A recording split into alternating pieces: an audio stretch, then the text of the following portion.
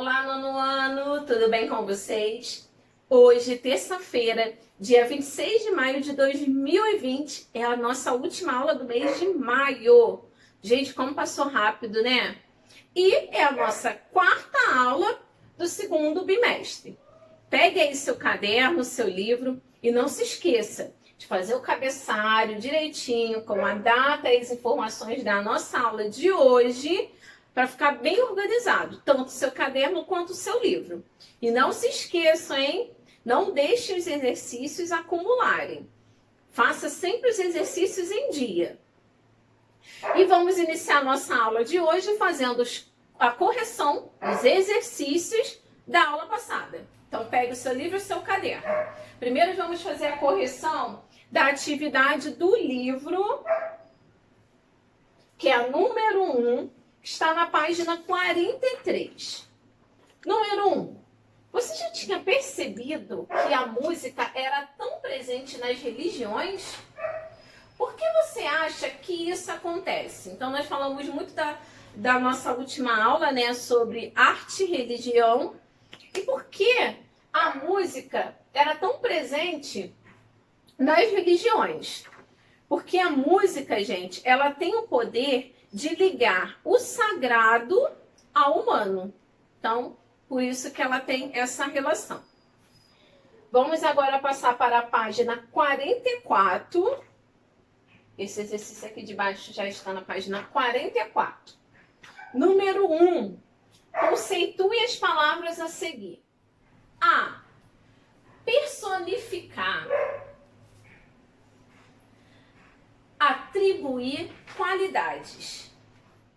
B. Arquitetura. O conceito de arquitetura é arte de criar ou projetar espaços. C. Barroco. Nós falamos na nossa última aula sobre o barroco. Vocês lembram? Então, o barroco é um estilo que enfatiza a harmonia expressiva. D. Vibração. Vibração é movimento, ok? Então, essa foi a correção dos exercícios do livro. Agora, pegue o seu caderno e vamos fazer a correção do exercício do caderno. O primeiro exercício era fazer uma visitação à exposição virtual de Cândido Portinari. E aí, vocês visitaram? Gostaram? Como que foi essa experiência, hein? Foi legal? Muito diferente? Eu tenho certeza que vocês gostaram. Eu espero que vocês tenham gostado. Eu gostei muito, muito mesmo, porque é uma exposição que estava tudo muito bem explicado. E a gente tem a oportunidade de conhecer um pouquinho mais desse artista, né? Que levou a arte brasileira a ser conhecida no mundo inteiro. Escreva em seu caderno um pouco sobre a vida dele, no caso de Portinari, e suas principais obras. Escreva também sobre como foi a experiência de visitar uma exposição virtual.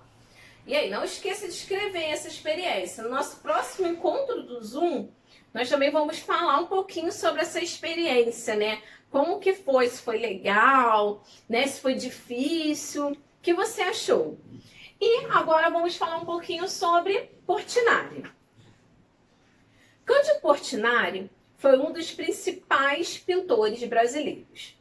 Este grande artista nasceu no interior do estado de São Paulo em 29 de dezembro de 1903. Destacou-se também nas áreas de poesia e política. Durante sua trajetória, ele estudou na Escola de Belas Artes do Rio de Janeiro. Visitou muitos países, entre eles a Espanha, a França e a Itália, onde finalizou seus estudos. No ano de 1935, ele recebeu uma premiação em Nova York por sua obra Café. Deste momento em diante, sua obra passou a ser mundialmente conhecida. Dentre suas obras, destacam-se a Primeira Missa no Brasil, São Francisco de Assis e Tiradentes. Seus retratos mais famosos são seu autorretrato, o retrato de sua mãe e o retrato do famoso escritor brasileiro Mário de Andrade.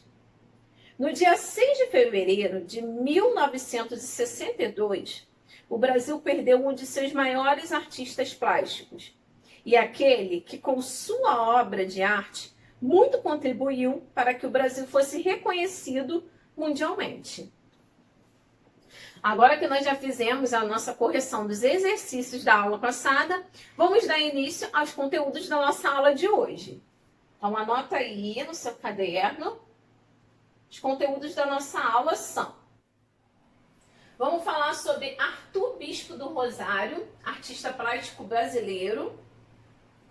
A arte como expressão. Eu coloquei até esse link aqui que vai complementar um pouquinho desse nosso conteúdo, tá? Então, no finalzinho da nossa aula, nós vamos assistir juntos esse linkzinho aqui, o conteúdo que está disponível nesse link. Esses conteúdos estão no livro, da página 45 até a página 48. Então, abra seu livro na página 45. Vamos iniciar falando sobre Bispo do Rosário.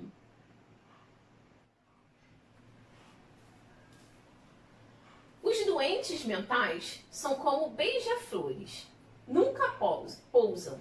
Ficam a 2 metros do chão. Bispo do Rosário.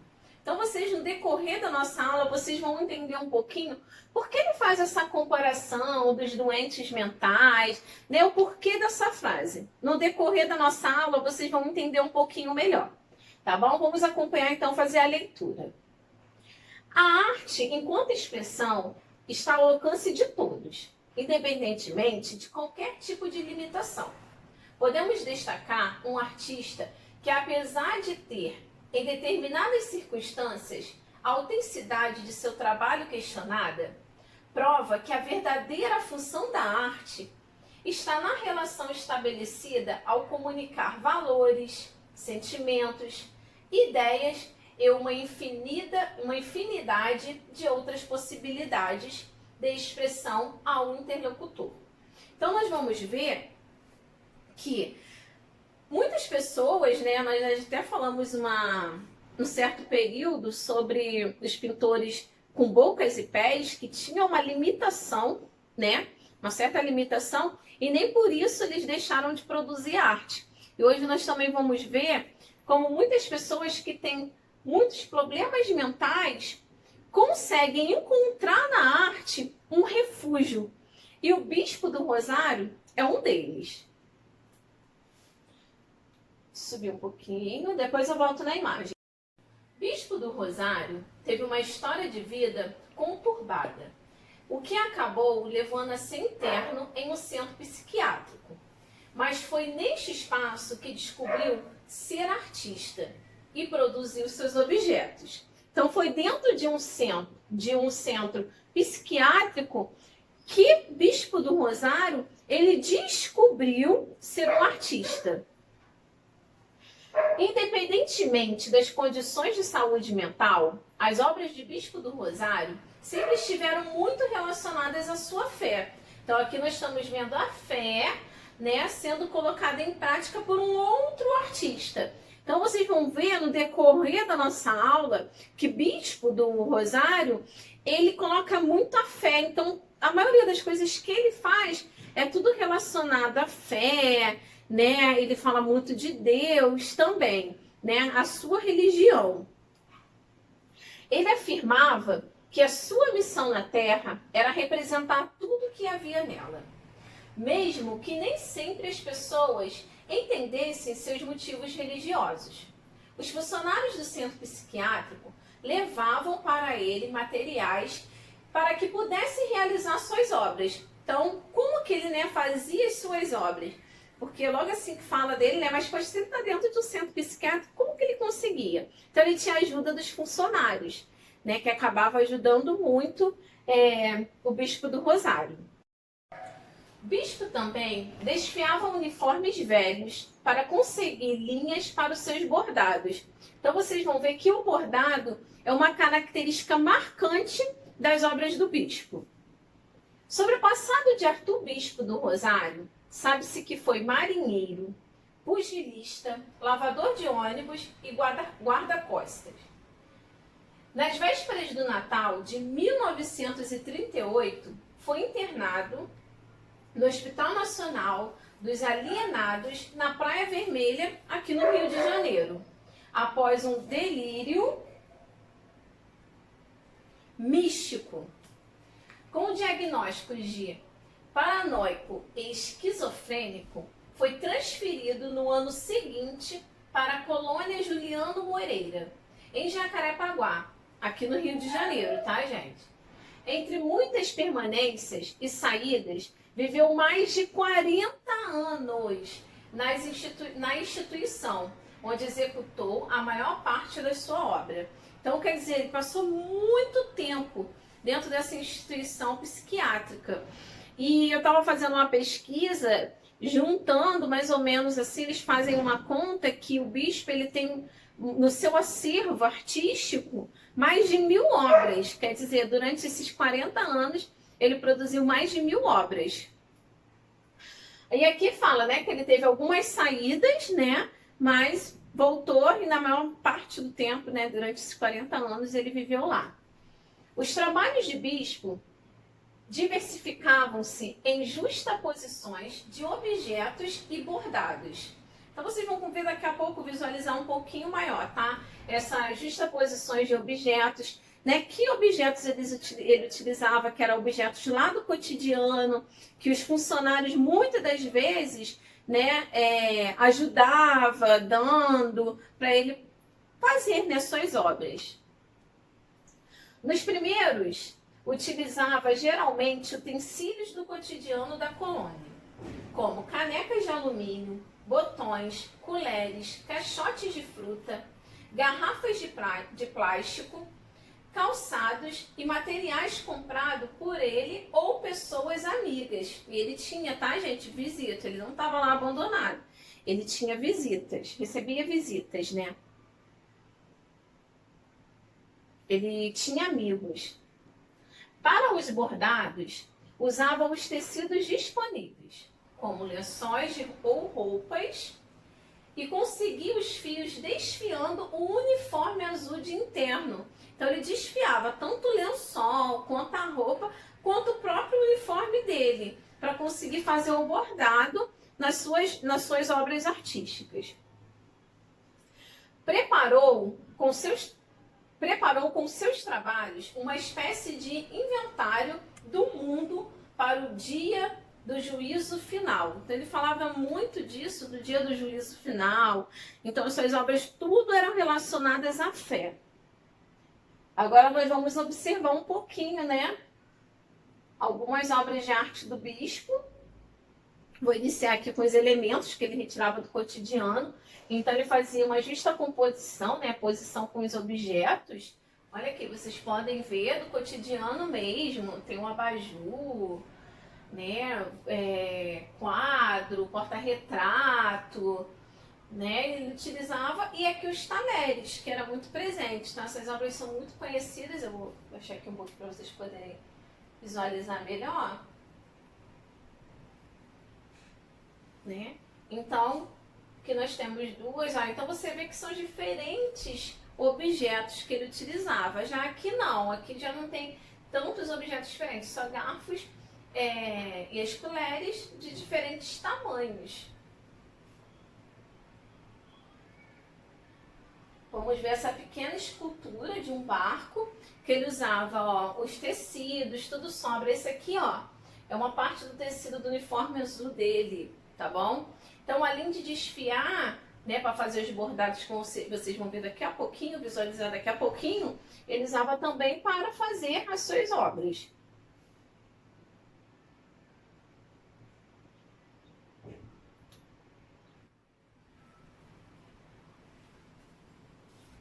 Agora, gente, aqui na página,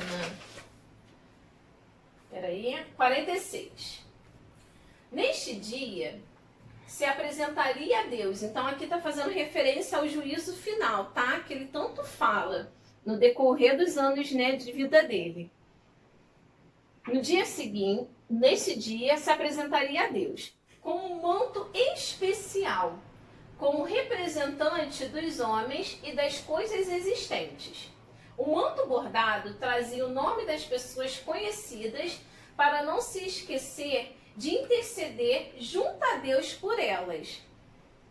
Então o bispo ele fez também estandartes, fardões, faixas de mis, fichários, entre outros, nas quais borda desenhos, nomes de pessoas e lugares, tá? Então ele borda, vocês vão ver que ele borda pequenos símbolos, mas também nome não só de pessoas, mas também de lugares. Sobre notícias de jornais ou episódios bíblicos, reunindo-os em uma espécie de cartografia. Para ele, a criação das peças era uma tarefa imposta por vozes que ele dizia ouvir. Então ele falava que tudo aquilo que ele estava fazendo eram vozes que iam direcionando ele, o que ele tinha que fazer. No início da década de 1980, com as questões levantadas pela arte contemporânea, tá? Com a psiquiatria e as novas teorias sobre a loucura, os trabalhos de bispo começaram a ser valorizados e integrados ao circuito de arte. Então vocês vão ver que demorou algum tempo para ser inserido. Foi quando entrou na arte moderna, que permitiu, né, dentro do movimento moderno, outras ferramentas dentro do mundo das artes, a utilização de novos recursos. Então eles deixaram um pouquinho a arte clássica para abrir oportunidades a artistas contemporâneas, com recursos e elementos utilizados diferentemente em suas obras. Deixa eu abaixar um pouquinho para ficar melhor. Em 1980, uma reportagem do Fantástico da TV Globo sobre a situação da colônia, Juliano Moreira mostrou suas obras agrupadas no quartinho em que vivia. No mesmo ano, o psicanalista e fotógrafo Hugo Denizarte realizou o filme O Prisioneiro da Passagem. Arthur Bispo do Rosário. Então, esse fotógrafo, né, ele acabou fazendo, porque ele já conhecia o trabalho do bispo. Então, além dele, né, ganhar um destaque também numa reportagem, né, na reportagem do Fantástico, ele também ganhou um filme que contava a sua história. Com a divulgação, veio o reconhecimento artístico das obras, que contribuiu para a sua participação em 1982 na mostra A Margem da Vida, no MAM, Rio de Janeiro. MAM significa Museu de Arte Moderna, tá bom? Com os trabalhos de presidiários, menores infratores, idosos e internos da colônia. Então, nessa exposição não tinha somente o trabalho do Bispo do Rosário, mas também de outras pessoas que estavam lá, né, na instituição da colônia. Posteriormente, foi realizada a sua primeira exposição individual também no Rio de Janeiro. Então, depois de um tempo, o Museu de Arte Moderna do Rio fez uma exposição voltada somente para os trabalhos do bispo. Então, agora vamos conhecer um pouquinho aqui, ó, do famoso manto, né, e dos seus bordados, que nós tanto falamos. Então, aqui, ó, primeiro, aqui é o manto, né, que ele fala que quando ele for encontrar com Jesus, no dia do juízo final, ele vai vestir, vai usar. E aqui é o manto, a parte aqui de fora do manto, bem bordada, que vocês conseguem ver alguns detalhes, tá? Então, eles utilizam da linha com os bordados, lembrando que ele retirava tanto do próprio uniforme quanto de outros tecidos disponíveis lá na instituição. E essa daqui, a imagem 2, é esse mesmo manto, só que na parte de dentro, tá? Então, a parte externa e a parte interna. do manto. Aí aqui na imagem 2, vocês podem observar que foram bordados nomes das pessoas que ele queria lembrar na hora de apresentar-se a Deus. Aqui vocês não conseguem visualizar muito bem, mas eu separei uma imagem bem próxima que vocês vão conseguir olhar, né? A quantidade de nomes que ele colocou no seu manto. Dando continuidade aqui, só finalizando esse pedacinho. Em 1995, com uma vasta seleção de peças, Bispo representou o Brasil na Bienal de Veneza e obteve reconhecimento internacional. Sua obra tornou-se uma das referências para gerações de artistas brasileiros nos anos de 1980 e 1990. Tá? Então, ele se tornou referência, mesmo tendo toda aquela dificuldade em questão de problemas mentais, mas ele conseguiu encontrar na arte um refúgio, né? Então, assim, o acervo dele é incrível. São muitas peças, conforme eu já falei, né? Mais de 1000 peças que ele fez nesse decorrer desses anos. E aqui vocês podem observar, né, com materiais que ele achava pelo hospital, e com retalhos de pano construiu um barco feito de sucatas. Então ele usava, além desses materiais, muita sucata que ele achava pelo hospital. Agora vamos visualizar bem de perto, né, o manto sagrado. Então aqui, ó, a quantidade de nomes que ele colocava, não só nome de pessoas também, mas de lugares também, de trechos de jornal, de noticiários, como nós vimos. Então, essa é a parte interna do manto. Então, assim, a fineza, né, de detalhes, aqui a franjinha, todo o cuidado que ele tinha em compor, né, o seu manto. E aqui embaixo eu separei uma imagem do bispo. Então, esse aqui é o bispo do Rosário. Ele já está utilizando ali o manto. Quando a gente olha, a princípio eu achei que era pequeno, né? Lembra a primeira vez que eu visualizei o manto, eu achei que fosse pequeno, mas não, ele é bem grande, ó. E a quantidade de bordados, os detalhes, então ele era muito perfeccionista também em termos e bem detalhista. Vamos visualizar. Agora, vamos falar um pouquinho sobre a arte como representação. Então, nós vemos ali a arte, né, do nosso Bispo do Rosário representando um pouco a fé dele, né, a fé que ele tanto tinha e que ele colocou em prática através das suas obras. Agora vamos falar um pouquinho sobre a arte da representação, de representar. Agora vamos observar essas duas imagens de uma manifestação cultural, né, aqui do nosso Brasil, que é do Carnaval de São Paulo e do Rio de Janeiro.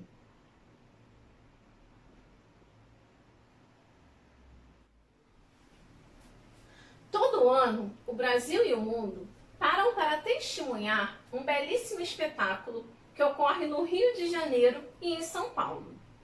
Comunidades se reúnem para transformar histórias em pura dança e poesia, misturando os aspectos do teatro, como texto, música, palco e plateia. As duas cidades centralizam um dos carnavais mais bonitos do mundo. A união de culturas e povos que deram origem à expressão popular, que se difundiu no mundo como uma representatividade brasileira. Simboliza os aspectos identitários deste povo que a esta terra pertence. Então, nós podemos ver que o carnaval ele faz parte, né, da expressão cultural do nosso Brasil, né, e é onde chama a atenção de do mundo inteiro. Eu, particularmente, né, por conta, assim, que tudo tem um limite, né? Eu falo como professora de arte que tudo tem um limite, até dentro da arte. Então, por conta da vulgaridade que hoje, né, o carnaval tem colocado, então, há muitos anos eu acabo não assistindo. Porque, assim, se vocês olharem os blocos antigos, você vê que não tinha essa vulgaridade que tem hoje em dia. Então, eles chamavam a atenção, eram as fantasias, né? O que chamava a atenção eram os carros alegóricos, né? Com, nossa, criatividade na confecção, isso tudo. Mas, infelizmente, né? Eles estão saindo um pouco do limite. Você costuma participar destas festas populares em sua cidade? Não só o carnaval, mas alguma festa popular? Por exemplo, quando chega em junho, nas festas juninas? Anota aí no seu caderno, sim ou não? Você já reparou que as pessoas que participam geralmente usam fantasias? Né? Geralmente são fantasias, mas, por exemplo, até em junho, né, algumas festas, o xadrez ele é muito presente, né? Tem características nos trajes, né? Tem trajes próprios para essas festividades. Qual fantasia você usaria se fosse participar dessas festas? Anota aí no caderno. Neste capítulo, você será o nosso artista. Escreva um pequeno texto em seu caderno sobre os diferentes papéis que você tem na vida. Estudante, jogador ou jogadora, amigo ou amiga, filho ou filha, dançarino ou dançarina. Tá? Então, assim, em vários momentos dentro da nossa vida, por exemplo, hoje eu sou mãe, eu sou esposa, eu também sou filha, eu sou nora, eu sou uma diaconisa da igreja. Então, eu tenho diferentes papéis. Então, se eu fosse escrever, eu teria que escrever um pouquinho deles, né? Mas eu costumo dizer que eu sou uma só. Né? A mesma que eu tô lá dentro da igreja, eu sou a mesma dentro da minha casa, porque nós temos que ser assim. Mas escreva aí como que é, né? É mais difícil, por exemplo, ser filha é mais fácil do que ser mãe, né? Do meu ponto de vista. Mas escreva aí no seu caderno, tá bom? Agora vamos passar para a página 48. Página 48. No palco da vida, o que é representar personagens? Anota aí, o que você acha que é representar personagens no palco da vida? Será que é você fingir que é uma pessoa e no fundo você não ser aquela pessoa? Anota aí, hein? Aqui na mesma página, vamos falar um pouquinho sobre um ator de teatro, né? Então, um ator de teatro, no palco, o artista ele pode ser quem ele quiser. Com o rosto pintado e uma roupa específica, pode ser palhaço, rei, policial, super-herói. Basta juntar seus amigos e colocar a imaginação para alçar voo.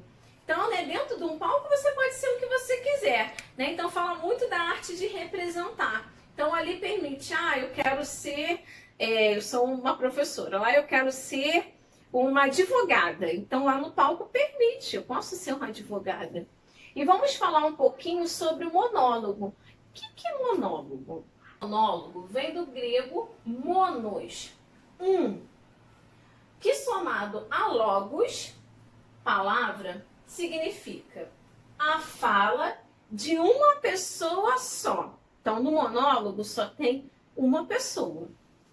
Já a palavra diálogo quer dizer dia 2, mais logos, palavra, que quer dizer a palavra entre duas pessoas. Então, no diálogo tem que ter mais de uma pessoa.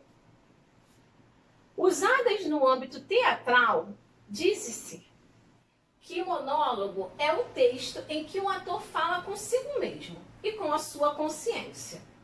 O seu pensamento fala, e neste fluxo de pensamento há a catarse, que é momento em que há uma liberação de sentimentos entre o ator e a plateia. Condicionando assim o ato teatral. Já um teatro dialogado é aquele em que há mais de um personagem no palco e eles interagem entre si. Então, para vocês entenderem um pouquinho melhor sobre o monólogo, eu vou colocar um aqui bem curtinho, mas muito interessante. Eu estou disponibilizando o link, tá, gente, pelo portal. Então, vamos lá, é rapidinho, ele é bem curtinho. sou feliz por ter Jesus na minha vida. Eu tenho tudo o que eu preciso. A adversidade pode vir, o problema pode bater na minha porta, mas eu não vou reclamar, eu não vou murmurar, porque eu confio em Ti, Deus. Por que esse problema? Por que essa adversidade bateu na minha porta? Por quê? Eu te sirvo, Deus. Eu estou contigo. Por que essa adversidade veio bater na minha porta? Por quê? Ah, como eu te amo, Deus. Tu és tudo pra mim. Não tenho outro bem além de Ti. Não tenho outro bem além de Ti. Eu viverei contigo, Senhor, toda a minha eternidade. Por que você fez isso comigo, Deus? Me responde. Por quê? Eu estou na tua casa todos os dias. Eu te sirvo todos os dias. E é assim que você retribui seus filhos? Me responde, Deus. É assim que você retribui seus filhos? Com esta doença? Hein, Deus?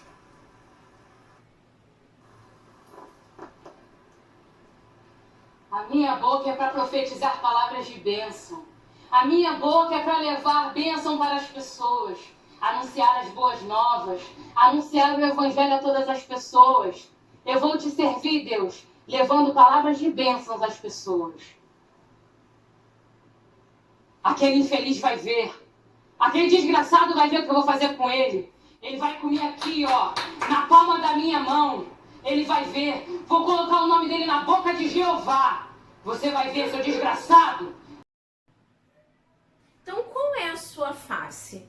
Né? É a pergunta desse monólogo.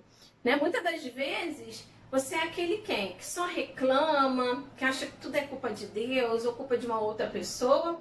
Ou aquele que, mesmo no momento difícil, agradece, reconhece que nenhuma folha cai, né, sem a permissão de Deus. Então, quem é você em momentos difíceis? É bom parar até para refletir um pouco. Mas não esqueça, agradeça o Senhor sempre. Deus sabe de todas as coisas e Deus jamais nos abandona. Nunca se esqueça disso. E agora, para finalizar nossa aula, tem um último exercício, que é no caderno, tá bom? Então, no caderno, crie um desenho inspirado nas obras do Bispo do Rosário. Utilize materiais recicláveis para compor a sua obra. Então, vocês vão fazer uma obra, tá? Tema livre, mas só que vocês terão que usar apenas materiais recicláveis. Tá bom, professora? Eu tenho sobras aqui de tecidos, eu posso também colocar, igual o Bispo colocava, inseria nas suas obras de arte? Sim, pode sim, tá bom? Só não esqueça de dar um título para sua obra e colar no caderno. Então, por hoje é só. Nos vemos semana que vem. Faça tudo com bastante capricho, com bastante atenção. E qualquer dúvida, gente, eu estou disponível através do portal. Fiquem com Deus, um super beijo. Até semana que vem.